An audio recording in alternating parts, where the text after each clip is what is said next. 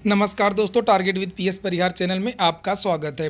इस चैनल के माध्यम से आप लोगों को विद्यार्थी जीवन से संबंधित सभी सूचनाएं प्रदान की जाती हैं। तो आइए शुरू करते हैं और देख लेते हैं कि आज के इस वीडियो में ऐसी कौन कौन सी सूचनाएं हैं। तो वीडियो को जल्दी से लाइक कर दें, शेयर कर दें। जिन छात्रों ने चैनल को अभी भी सब्सक्राइब ना किया हो, जल्दी से सब्सक्राइब कर लें ताकि आप लोगों को भी इसी तरीके की ऑथेंटिक अपडेट्स सबसे पहले मिलती है। आगे बढ़ने से पहले एक और सूचना कि अगर आप लोग उत्तर प्रदेश अधीनस्थ सेवा चयन आयोग की परीक्षा पीईटी की तैयारी कर रहे हैं तो चक्षु प्रकाशन की पुस्तक आप लोग ले सकते हैं। यहाँ पर देख सकते हैं चक्षु प्रकाशन की ये प्रैक्टिस सेट है जिसमें 20 से ज़्यादा प्रैक्टिस सेट है और 1950 से ज़्यादा बहुविकल्पीय प्रश्न है। बिल्कुल यूपी ट्रिपल एससी के पैटर्न पर यह पुस्तक तैयार की गई है। जिस तरीके से यूपी ट्रिपल एससी की परीक्षा में प्रश्न पूछे जाते हैं, प्रश्नों का स्तर वही रखा गया है और इनकी जो व्याख्या है इन प्रश्नों की, उत्तरों की, वो भी काफ़ी अच्छी। सभी कापी किताबों की दुकानों में आपको ये पुस्तक देखने को मिल जाएगी। अगर आप लोग ऑनलाइन मंगवाना चाहते हैं तो ऑनलाइन भी आप लोग इस पुस्तक को मंगवा सकते हैं। ऑनलाइन की जो लिंक है मैंने डिस्क्रिप्शन बॉक्स में दे दी है, वहां से आप लोग सीधे भी पुस्तक को मंगवा सकते हैं। वैसे चक्षु प्रकाशन की जो पुस्तकें हैं वो केवल प्रैक्टिस सेट ही नहीं, पीईटी की आप प्रैक्टिस के साथ साथ में आप लोग संपूर्ण गाइड भी ले सकते हैं। ये देख सकते हैं आप लोग संपूर्ण गाइड जिसमें पूरा का पूरा स्टडी मटेरियल दिया हुआ है। 2200 से ज़्यादा बहुविकल्पी प्रश्न भी। चलिए शुरू करते हैं आज की सबसे पहली सूचना को, टीजीटी और पीजीटी 2021 की। सुबह की वीडियो में मैंने आप लोगों से बताया था कि आज इस केस की सुनवाई है। विद्यार्थियों की घोर आपत्ति है कि परीक्षा हर हाल में जो है वो जिला स्तर पर न करवाई जाए और परीक्षा वो मंडल स्तर पर होनी चाहिए। चूँकि जिला स्तर पर जो है जो तदर्थ शिक्षक हैं वो वहाँ पर धांधली कर सकते हैं, वहाँ पर भ्रष्टाचार कर सकते हैं और इसी के संबंध में आज सुनवाई हुई। सभी पक्षों ने अपने अपने तर्क रखे और चयन बोर्ड की तरफ से हवाला दिया कि कोरोना काल है, अगर मंडल स्तर पर परीक्षाएं करवाई जाएंगी तो कोरोना का संक्रमण बढ़ सकता है और अफरा तफरी हो सकती है। इसलिए हमने जिला स्तर पर परीक्षाओं के लिए सेंटर बनवाए। शासन की तरफ से निर्देश हैं कोविड को लेकर के और इसी तरीके से उत्तर प्रदेश में जो भी परीक्षाएँ हैं वो जिला स्तर पर हो रही हैं। जब तदर्थ शिक्षकों की बात आई और ये हुआ कि मंडल पर करवाना चाहिए, जिलों में तदर्थ शिक्षक हैं, तो ये तर्क दिया गया कि पूरे के पूरे पूर्वांचल में जो मंडल हैं वहाँ पर भी तो तदर्थ शिक्षक हैं, तो अगर भ्रष्टाचार होना है वो तो वहाँ भी हो सकता है और इसकी क्या गारंटी है कि मंडल स्तर पर परीक्षा होगी तो धांधली नहीं होगी। ये भी एक तर्क रखा गया कुल मिलाकर के। और एक तरह ये भी रखा गया कि सुप्रीम कोर्ट की गाइडलाइन है, सुप्रीम कोर्ट ने कहा कि 31 अक्टूबर तक हमको भर्ती पूरी करनी है और अगर इस तरीके से कुछ बदलाव होगा तो भर्ती भी समय से नहीं हो पाएगी। बहुत सारे तर्क चयन बोर्ड ने भी अपनी तरफ से रखे। फिलहाल जज साहब ने डायरेक्शन दिया है कि भर्ती में भ्रष्टाचार ना हो, सभी कक्षों में सीसीटीवी कैमरे लगवाए जाएं और उनकी रिकॉर्डिंग को जो माध्यमिक शिक्षा सेवा चयन बोर्ड है वहाँ पर सुरक्षित रखा जाए और वहाँ भेजा जाए। परीक्षा शुचितापूर्ण करवाई जाए, यही सब निर्देश दिए हैं और परीक्षा अब आपकी जो है वो निश्चित समय पर ही होगी। हालांकि इसके बारे में तो मैंने पहले ही आप लोगों से बता दिया था कि हर हाल में जो परीक्षा है वो आपकी स्थगित तो वैसे भी नहीं होगी क्योंकि सुप्रीम कोर्ट की गाइडलाइन है और आपकी जो परीक्षा वो 7 और 8 अगस्त को होने जा रही है और जिला स्तर पर ही होगी। माध्यमिक शिक्षा सेवा चयन बोर्ड में इसको अपनी चूक माना, अपनी गलती माना कि हमसे गलती हो गई थी और हमने जो है नोटिफिकेशन में ऐसा लिख दिया था कि मंडल स्तर पर परीक्षा होनी चाहिए। बता दिया कि परीक्षा जो है वो मंडल स्तर पर नहीं होगी और वो जिला स्तर पर होगी। हालांकि ये भी ध्यान देने वाली बात है, ये भी चर्चा वहाँ पर उठी थी।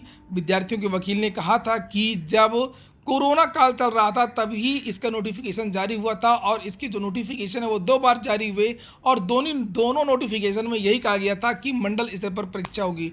फिलहाल उसने केवल गलती मानी और जज साहब ने यह तो नहीं कहा कि जो परीक्षा है वो मंडल स्तर पर होनी चाहिए। और चूंकि इन्होंने कहा कि हमने एडमिट कार्ड भी जारी कर दिए हैं और अब बहुत ज़्यादा समस्याएं उत्पन्न होंगी और फिर परीक्षा समय पर नहीं हो पाएगी। फिलहाल जो है आपकी जो परीक्षा है वो अब समय पर हो रही है। बस ये शुचिता के लिए बहुत सारे दिशा निर्देश कोर्ट की तरफ से दिए गए हैं और चयन बोर्ड की तरफ से भी आश्वस्त किया गया है कि भर्ती में कोई भी भ्रष्टाचार नहीं हो। तो हालांकि अब आजकल पिछले कुछ सालों से ये देखा जा रहा है कि ज़्यादातर जो आर्डर इत्यादि हैं वो सरकार के पक्ष में ही आते हैं, विद्यार्थियों के पक्ष में बहुत कम आर्डर आते हैं। और अगली जो एक और बहुत महत्वपूर्ण बात है कि विद्यार्थी ये पूछ रहे थे क्या सर तदर्थ के पद जुड़ेंगे, तो तदर्थों के पद तो जुड़ेंगे लेकिन केवल उन्हीं तदर्थ शिक्षकों के पद जुड़ेंगे जिन्होंने आवेदन किया है। और उत्तर प्रदेश में तदर्थ शिक्षकों की संख्या बहुत ज़्यादा है। जैसे कि एक एक ज़िले में मैंने बताया था कि 300 से ज़्यादा तदर्थ शिक्षक हैं। लेकिन सबसे बड़ी बात यह है कि तदर्थ शिक्षकों का जो डाटा है वो पूरी तरीके से छुपा लिया गया है कि कितने वास्तव में तदर्थ शिक्षक हैं। इसका एग्जैक्ट डाटा शासन खुद नहीं दे रहा है। इसका एग्जैक्ट डाटा जो है चयन बोर्ड खुद नहीं दे रहा है। तो जिन तदर्थ शिक्षकों ने आवेदन नहीं किया है उन तदर्थ शिक्षकों के पद इस भर्ती में नहीं जुड़ेंगे। केवल उन्हीं तदर्थ शिक्षकों के पद जुड़ेंगे जिन्होंने आवेदन किया है। और जानकारी तो ये मिल रही है कि बहुत कम तदर्थ शिक्षकों ने आवेदन किया है। उनको ये अंदेशा था कि अगर वो फेल हो जाएंगे तो उनको बाहर कर दिया जाएगा। लेकिन इसके खिलाफ आवाज़ उठाना विद्यार्थियों को बहुत ज़्यादा आवश्यक है। भले ही इस भर्ती में इनके पद नहीं जोड़े गए, ये आवेदन इन्होंने नहीं किया एक साजिश के तहत, लेकिन जो आने वाली 27,000 भर्ती है उसमें भी ऐसे ही कोई बड़ा खेल ना हो, इसके लिए विद्यार्थियों को तैयार रहना होना होगा और ज़्यादा से ज़्यादा जागरूक रहना होगा। नहीं तो इसी तरीके से बैकडोर से भर्तियां होती रहेंगी और जो विद्यार्थी है वो वहाँ यहाँ पर 10/8 के कमरे में तैयारी करते रह जाएंगे। तो यहाँ पर एक बात ये हो गई, मैंने बता दिया हाईकोर्ट ने क्या आदेश दिया है। हाईकोर्ट ने जो आदेश दिया है वो शुचितापूर्ण परीक्षा कराने को लेकर के दिया है। परीक्षा की तिथि में कोई भी परिवर्तन नहीं होगा, परीक्षा समय पर ही होगी। तदर्थ के केवल वही पद जुड़ेंगे जो तदर्थ शिक्षक आवेदन करेंगे या जिन्होंने आवेदन किया होगा। और अब बात कर लेते हैं सीटीईटी नोटिफिकेशन की। सीटीईटी नोटिफिकेशन के सारे अपडेट्स आपको दिए जाते हैं। कई बार समाचार पत्रों के माध्यम से, मीडिया के माध्यम से जानकारी दी गई कि सीटीईटी के जो नोटिफिकेशन इस तारीख को आएगा, फिर इस तारीख को आएगा, लेकिन सीटीईटी का नोटिफिकेशन नहीं आया। मैंने बताया मुख्य वजह कौन सी, मुख्य वजह ये है जब तक सीबीएसई अपना रिजल्ट जारी नहीं कर देगा 12वीं का, तब तक सीटेट का जो नोटिफिकेशन है वो जारी नहीं होगा। 12वीं का जैसे ही रिजल्ट आ जाएगा उसके बाद में बताया जा रहा है कि अगस्त के प्रथम सप्ताह या द्वितीय सप्ताह में सीटेट का नोटिफिकेशन जारी होगा। और जो इसकी परीक्षा प्रस्तावित है, जो चर्चा है, जो जानकारी मिल रही है कि अक्टूबर के महीने में होगी। आज तक जो समाचार पत्र है, आज तक जो न्यूज़ है उसके हवाले से ये खबर दी गई है कि एग्ज़ाम जो है वो अक्टूबर में आयोजित किया जा सकता है। कोरोना महामारी के चलते इस वर्ष सीटेट जुलाई 2021 परीक्षा स्थगित होती जा रही है। देश भर में शिक्षक भर्ती के लिए पात्रता परीक्षा में शामिल होने के लिए उम्मीदवार एग्जाम नोटिफिकेशन का इंतजार कर रहे हैं। यहाँ पर लिखा हुआ कि जानकारी के अनुसार यह संभव है कि परीक्षा का नोटिफिकेशन अगस्त के पहले या दूसरे सप्ताह तक जारी कर दिया जाएगा। कोरोना संक्रमण के घटते मामलों को देखते हुए सीबीएसई जल्द परीक्षा आयोजित करने की तैयार कर सकता है, संभव है। तो यहाँ पर आप लोग देख सकते हैं लिखा हुआ कि अगस्त के पहले या दूसरे सप्ताह तक नोटिफिकेशन जारी कर दिया जाएगा और परीक्षा जो संभव है कि अक्टूबर के महीने में आयोजित हो। अक्टूबर में सीटेट और दिसंबर में यूपीटीईटी की परीक्षा आपको देने को मिलेगी। और अब बात कर लेते हैं इस साल आने वाली बड़ी शिक्षक भर्ती की।